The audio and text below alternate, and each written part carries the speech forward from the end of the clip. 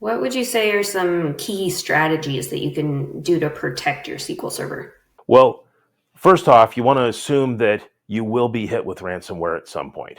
And no matter how good of a DBA you are or system administrator, everything you do to protect that server, there's going to be some other server in your environment that somebody didn't know about that gets hit with ransomware and opens the door to let something into your SQL Server. So just start by assuming that you are going to be hit.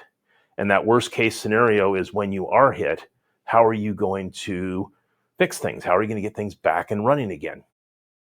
The way to do that is really with regularly tested backups and having offsite or immutable storage.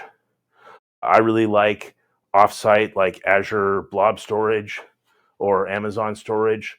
Or, I mean, working with one client a couple years ago, they had a weekly backup that they would put on a removable USB drive and one of the guys would throw it in their backpack and take it home with them every day.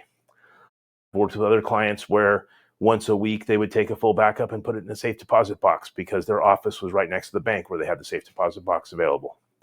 But with this, the key is having backups that the bad guys can't get at and can't destroy.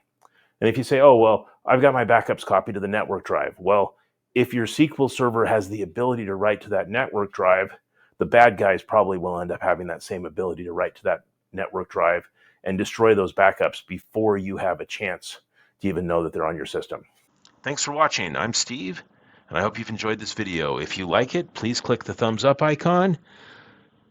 And if you want to subscribe, click subscribe to our channel and click the bell icon to get notified when we have new videos.